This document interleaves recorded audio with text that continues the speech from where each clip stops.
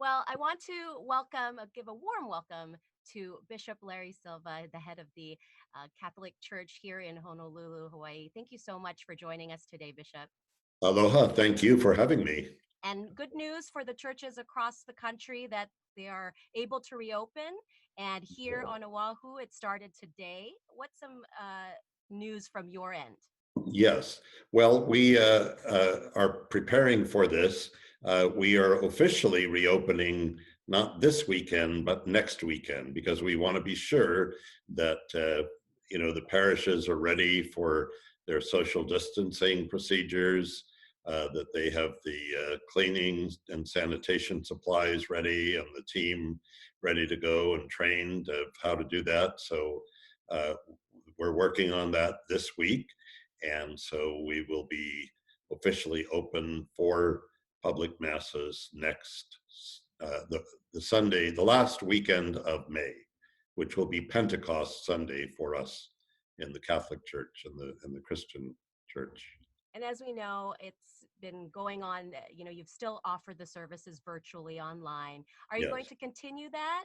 What's the we plan will. for that? We will continue it because some people will not be able to attend for whatever reason. They maybe are still not comfortable attending, or maybe they're a little vulnerable in terms of possibly catching some infection. So, or maybe they're sick themselves. So we will continue the live streaming, even though we will have people there at the church. And what kind of measures are you taking physically? I know in churches, the challenge has been how do you physically, socially distance, right? Right. Because you want to be near people. That's the whole point of church, I think, is that Yeah. connection. So Right. how are you instituting that? Well, it'll be difficult, but I've asked every pastor to go into his church and to figure out if they're socially distanced at least 6 feet from each other, how many people could fit into the church. And that is the number that will be allowed into the church for any particular mass. Now, some of the parishes will be able to offer additional masses to their regular schedule, and that's why people need to check with their parish for the mass schedule. It may not be what they were used to pre-COVID-19. So they should check with their parish for the mass schedule. In addition, we're asking people to wear their masks so that everybody is safe. We'll have hand sanitizers available. We are going to ask people to be careful to keep their distance when they come up for communion. And of course, they'll have to take their masks off at the moment of receiving communion, but then put it right back on. The priest or minister who is giving communion will have a mask on and will be able to sanitize, we'll have the hand sanitized just before giving communion and just after giving communion. So we're going to take all the precautions we can. We don't want this to recur. We don't want anyone to get sick. But we very much are looking forward to regathering and worshiping the Lord together. Yeah, I know it may be hard to imagine it at this point, especially the act of the Eucharist. Now, I'm Catholic, so I understand what it Mhm. entails. For those of us who may not be, or the people who are maybe watching that are not, it, can you still do the handoff? I know you can receive it directly into your mouth, Right. Yes. and that's contact. Right. So, is that allowed? Well, yes, we in the Catholic Church you can receive Holy Communion, which we believe is the body of the Lord Jesus, His risen presence with us, and the you can either receive it in your hand as you have your hands cupped, uh, and the minister would put the communion in the hand, or you can receive it on the tongue. We are encouraging people to receive it in the hand, but not prohibiting communion on the tongue. Now, actually, this is a little controversy, I know, but my contention is that in giving communion on the tongue, I've touched far fewer tongues than I have hands. And so, yes, you can get your fingers contaminated by touching the tongue, but you usually don't touch the tongue. And you can get them contaminated by touching the hand as well. What we will do, though, is we'll ask each communion minister to have a little stand or table next to them. And if they feel at any point that they have maybe had their fingers contaminated, they can put down the host, the communion, and sanitize their hands once again, and then continue. So we're going to take the best precautions we can to make sure that everybody is safe. But you're not going to require gloves for that? No, I thought about that, but then it's hard to find gloves for one, and for two, gloves can be contaminated just as easily as hands. And if you use some hand sanitizer on your hand, make sure you wash them before you come to mass. I don't know that they'd be any um, more dangerous than gloves that you put wherever, on the pews or um, perhaps touching other surfaces. So there'll be no gloves, but But and it'll then be up to after that the minister, right? It sounds like it'll be up to the minister to really exercise caution on their part. Yes, right. So the ministers, and this is probably partly why we're delaying a week for opening, so that all of the ministers can be trained, so that the ushers can be trained also to be hospitable for sure, but to make sure that people keep their social distance and follow the rules so that we can all stay healthy. The other, concern is the blood of Christ. So I Yes, know traditionally we take it from the cup. So yes. how is that going to happen now? Right.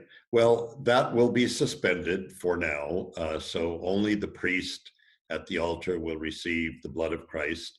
But of course, we Catholics believe that if you receive either just the host, the piece of consecrated bread, or the chalice, you've received the whole communion. You've received all of Christ. So, we're not really depriving anybody. It's not the fullest sign. Uh, but it's still fully communion. And the other concern, there are parts in the mass where people are supposed to greet and hug and touch, right? Peace be with you. But it doesn't have to be a physical touch. I mean, we like that and it's important, but it doesn't have to be. And so what we're telling people is, give a nod of the head or a bow or a smile or a wave, but no physical touching. Mhm. Uh, and I think people understand that we're in just unusual of circumstances, and so we have to keep those uh, rules and distances from each other. Mhm. Now, Yeah, I go ahead. will say, I had to laugh. A few years ago, we had a flu epidemic, and we asked people to refrain from, touching during the sign of peace and so on. And they did, but I had to laugh because before and after mass, people were hugging and kissing and, just carrying on as usual. So I don't think we can do that now. I think we have to be a little restrained. It's hard because we do, Hawaii has a very physical, huggy, affectionate culture, and that's a good thing. But I think we have to kind of restrain ourselves for a while for the sake of everybody, for the charity that's involved in keeping ourselves healthy. And just from your point of view, how concerning was it for you when this pandemic first started? Because we had heard reports of the clusters and the outbreaks and deaths in churches across the country, the world, just really because people hadn't listened to these Right. restrictions early on. Was this Right. really concerning for you? And is it concerning going forward now that we're Right. reopening? Yes. Well, I will say that I was very skeptical at first. I thought, the closings the lockdowns in other countries were probably worse than the illness. But as time went on and I saw that it was multiplying and the effects that it was having, then I became convinced that no, we have to take this seriously. This is something very different than we've ever dealt with before. And so, we have to comply with these safety measures that are placed upon us. Now, there are still some who today don't believe these things, that we've made a mistake, that we were wrong to lock down anything, to close the masses. I can't agree with that, but everybody's entitled to their opinion. So, but now, I think we are very concerned that we be charitable to one another, and sometimes being charitable means refraining from the things that we like to do, to hug each other, to congregate in close groups. We like to do those things, and they're very important that we do. And I hope that we be able to do them again very soon. But for now, we have to be a little ascetical, a little sacrificing for the good of all. I find that interesting that you mentioned, seeing what happened in other countries, because Italy really was an epicenter. The Yes, Vatican, you mean the stark images of, yes, St. Peter's Basilica, yes, and just everything empty, and the Pope yes, doing mass by himself. Yeah, well, along with his group there, but just not having that right, square filled, that just really hit yes. home for a lot of Catholics at how serious this is. Yes, absolutely. And then, I was in Rome just at the end of January, and there was some talk about the coronavirus then, but certainly there wasn't any lockdown. And, um, and so to see the contrast from when I was there at the end of January to what happened, say, at the beginning of March, was very stark and eye-opening. And so I think that was one of the things that convinced me that no, this is very serious, and we have to take this seriously.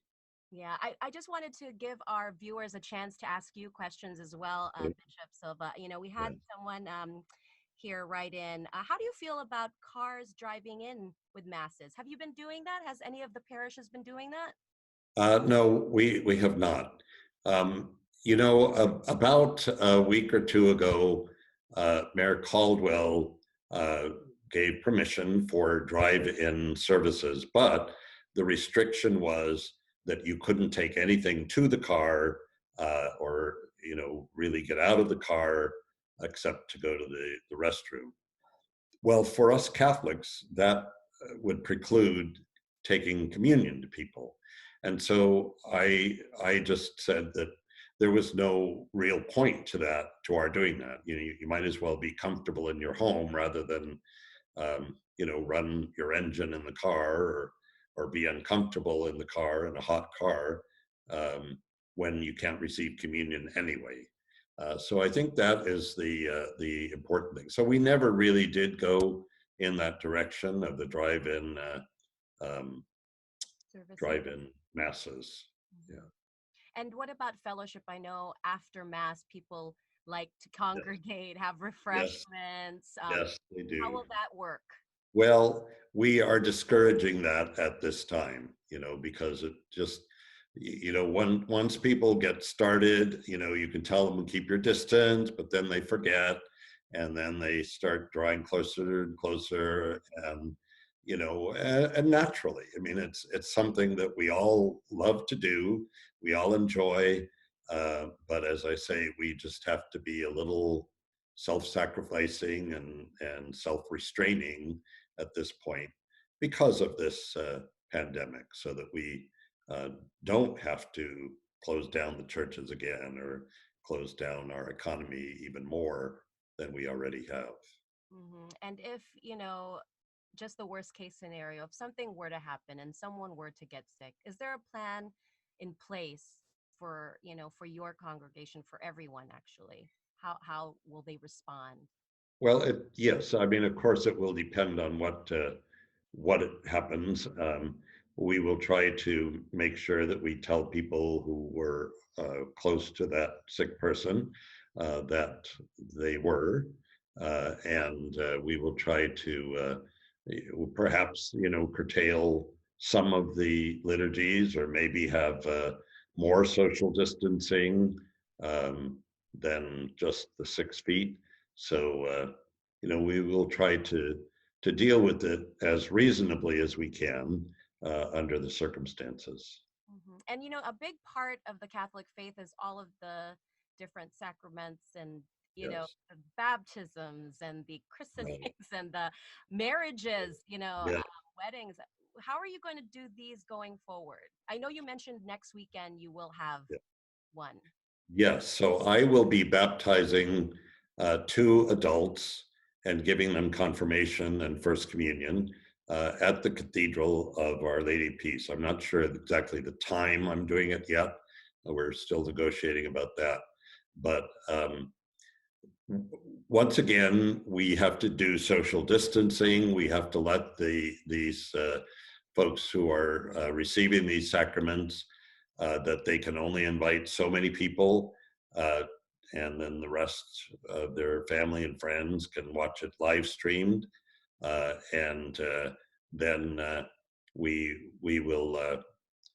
I obviously will have to touch them at the moment of confirmation, but I'll be sure to sanitize my hand before and after.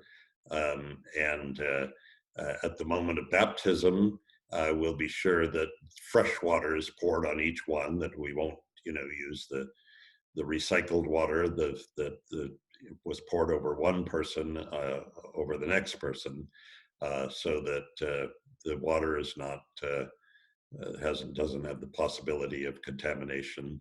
Um, Now, some people think that's ridiculous because they think that the sacraments will not be the means of communicating a disease, but I think we have to be attentive to real science and be careful.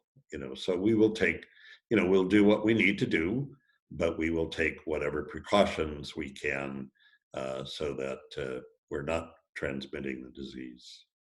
Will you be doing temperature screenings? I know that's one way of identifying possible symptomatic. Yeah, we talked about that, but we decided not to do that. We thought it would be too invasive and too time consuming and just too labor intensive. We are asking people who are sick to please not come. We've made that very clear. We've asked people, if you are sick, if you have any symptoms, please stay home out of care for your brothers and sisters. Um, but yeah, so I think we decided against taking temperatures and that sort of thing. So essentially, it sounds like there's an element of trust. This is Yeah, all upon the yes, individual. Don't go to church if you're feeling yeah, sick. Don't, make sure you sanitize if you're handling communion right, and things like that. So right. is that a big part of? Oh, absolutely. Yeah, I mean, we are trusting that this will work well. That the precautions that we take will prevent us from the possibility of spreading disease. Is it a risk? Well, yes, of course, it's a risk, but I think it's a well calculated risk, and something that is worth taking because of what we do. It's our worship is worth that. Our being able to receive communion is certainly something that people have missed very, very much and have longed to come back to. And so we will be very happy when we're able to bring them back to that. And finally, Bishop, what is your message to the viewers out there as we start to reopen a lot of the churches, not just yours, Yeah, but all right, places of worship across the state? right.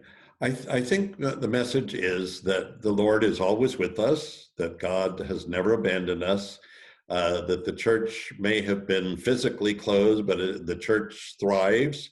There are many other needs that are going to be a part of this pandemic: economic needs, social needs, depression, domestic violence.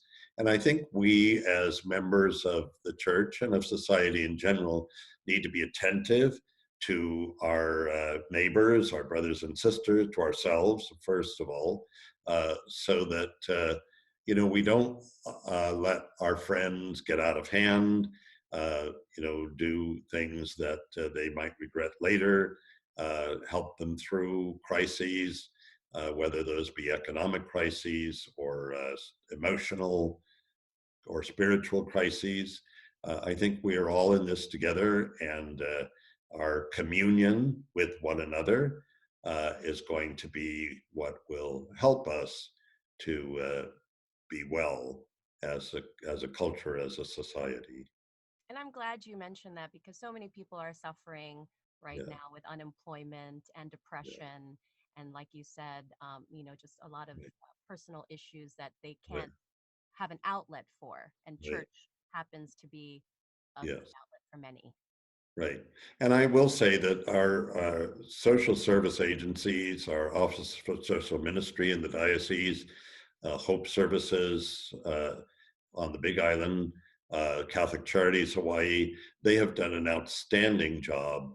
And our parishes with outreach programs of really helping those who are economically in need and physically in need. So, uh, I think we that's part of our mission, and I think we if we need to increase that, then that's part of our mission, and that's what we'll do, and the Lord will provide us with what we need.